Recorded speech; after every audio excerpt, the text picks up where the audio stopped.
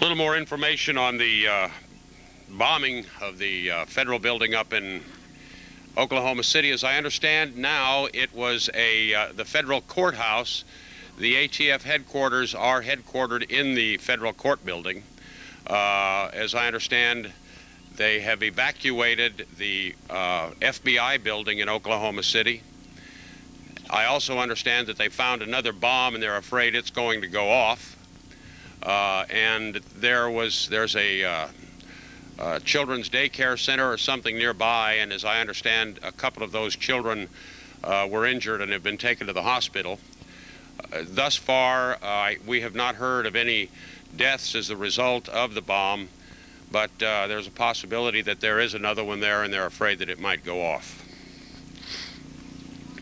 Now I'd like to introduce a gentleman that became involved in an investigative manner here in Waco and uncovered unbelievable amounts of information that was unknown to most of us. And he investigated what took place here for some time and is now involved in one of the lawsuits against the federal government. Ladies and gentlemen, Gordon Novell.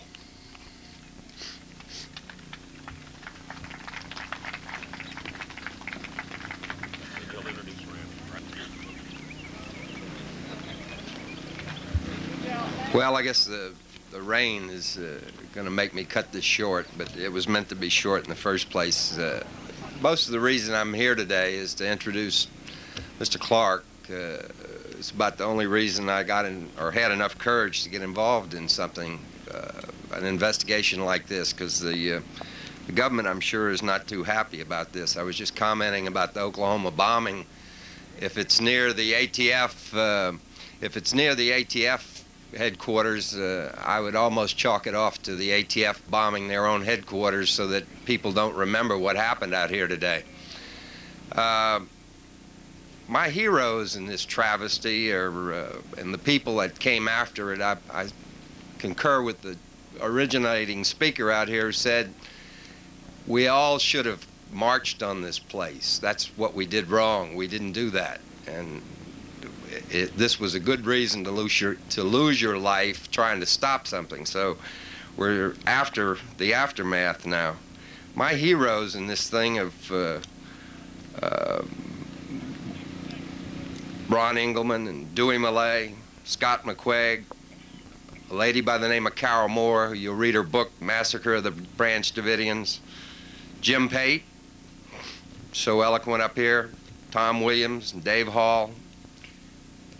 And these people are where you can't do this by yourself. You can't investigate a case like this by yourself. You have to have people who you believe will help you, and these people certainly have.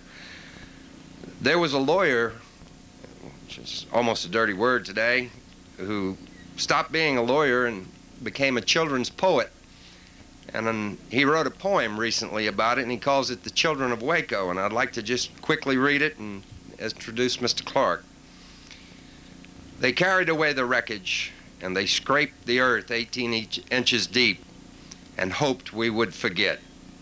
But I have become suspicious about how they used words like cult and concrete bunker and pit, and how we repeated the words until Davidian became a synonym for kook.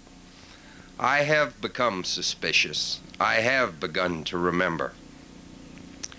I remember there were 17 children, infants and toddlers, who lived in the arms of the American dream until American thunder rained bullets down from an American sky and the air around them turned white with powdered poison. I have begun to remember how toward the end they huddled together in an empty food storage room and hoped the flames would pass, and hoped somehow to survive the pain of the poison gas.